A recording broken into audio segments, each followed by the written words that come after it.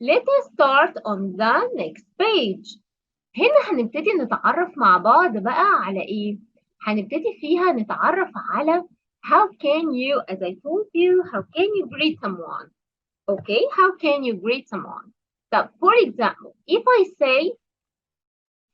say, good morning, how can you reply? How can you reply?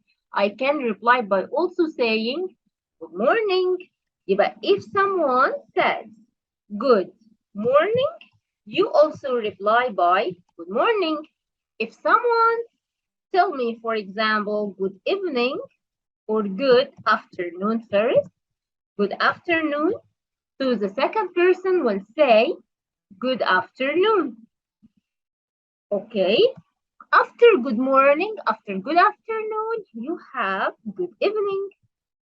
Okay. If someone say good evening, I should reply. أنا كمان لازم أرد عليه برضه good evening. The last one, you have good night.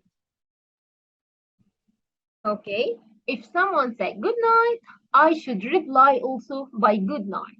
لازم نعرف هم دول على كمان دول بنسميهم ال parts of the day. Parts of the day يعني أجزاء اليوم بتاعنا، يعني اليوم بتاعنا متقسم مع بعض is divided into good morning, good afternoon, good evening, good night.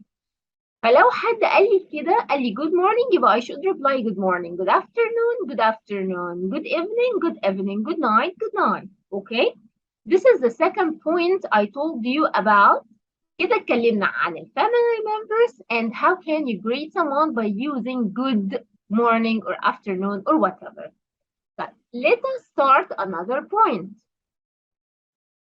How can you introduce, as I told you, إن ثالث نقطة معانا النهاردة هو إني إزاي أعمل introduce someone to someone else. إزاي إن أنا أقدم حد لحد تاني by using the word this is.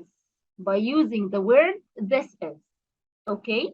Or, for example, by saying these are. These are. We have to know what is the difference between them. لازم نعرف مع بعض هو إيه الفرق أصلا ما بين this is and these are. خلينا نقول إن إحنا معانا مثلا this is my cousin. He is 5 years old. This is my cousin. He is 5 years old. يبقى for example, in number 1 we say good evening, and the second part we say good evening as the first person على إن الشخص الأولاني بيقول لي good evening فالشخص التاني بيرد عليه. هنا بيعملوا greeting to each other. هنا بيحيوا بعض. Good evening, good evening. And after this, we have to say, yes, this is my grandpa. This is my grandpa. Okay. These are my friends. These are my friends. And then we have here, this is my cousin. He is 5 years old. This is my cousin. And the last one, these are my parents. طيب تعالوا مع بعض نعرف what is the difference between them.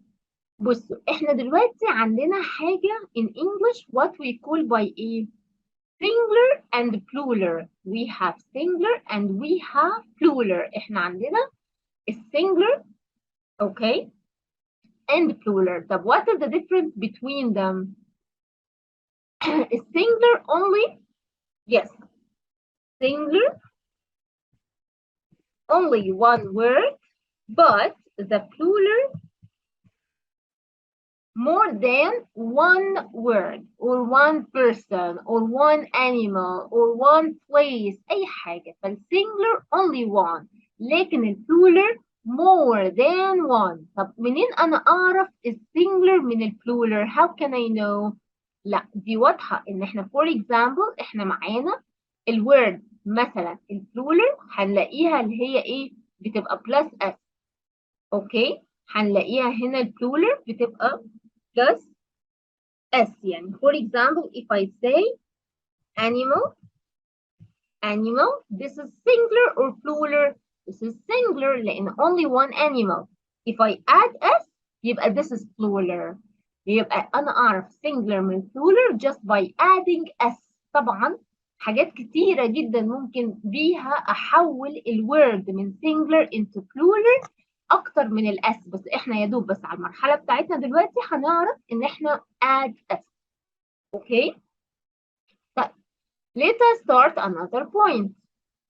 يبقى احنا كده for example عرفنا the difference between اهو ده اللي احنا لسه بنقوله دلوقتي، ان احنا معانا the difference between this is okay this and we have it is for what, for the singular okay, and then we have these are these this is for plural, these for plural.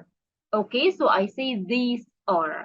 This is singular noun, and this is my friend, and these are for plural noun, and this for plural noun. These are my friends. Okay, طيب كده احنا خلصنا مع بعض family members. How can you grade someone؟ عرفنا ازاي بنعمل introduce someone to someone else باستخدام لكلمة this and these، وعرفنا the difference between them as a singular or as plural. Okay, طيب خلينا نعرف هنا مثلا let us answer some questions. If I say number one Space is my grandpa. طب تعالوا نبص كده grandpa يبقى only one، يبقى I say it here what? We say it yes, excellent. We say it here this. أولا because إحنا معانا only one picture، هي صورة واحدة بس، وبعدين only one person يعني، ومعانا also the word is verb to be is. طب number two space are my parents.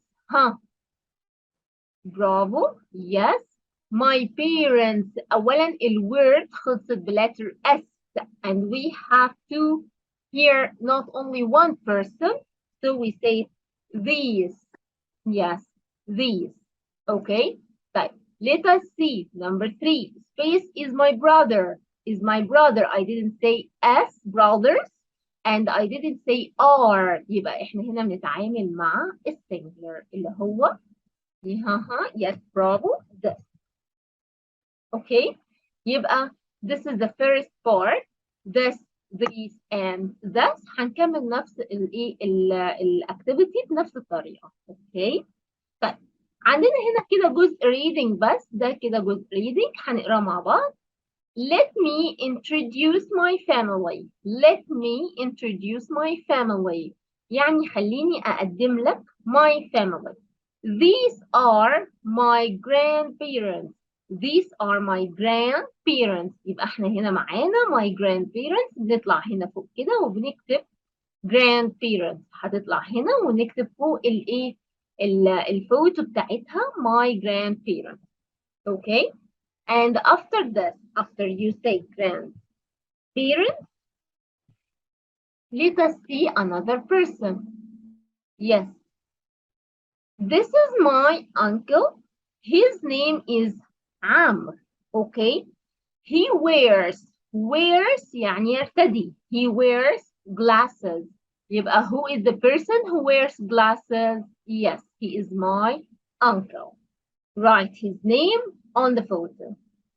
And look at my parents. Look at my parents.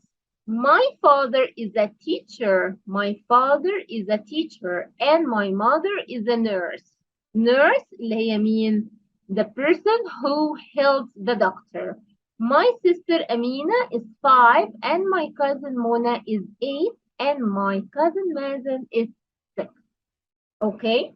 طيب كده we already finished the first part اللي هو how can you greet someone and your family members. How can you introduce someone to someone else. وابتدينا ان احنا نقرا الشورت part ده. Next time inshallah we will take the difference between the present simple and as you see here the present simple and the present continuous. Okay, thank you guys and see you next time. Bye. السلام عليكم. لا تنسوا الاعجاب بالفيديو والاشتراك في القناة تشجيعا لنا لنستمر بنشر المزيد إن شاء الله.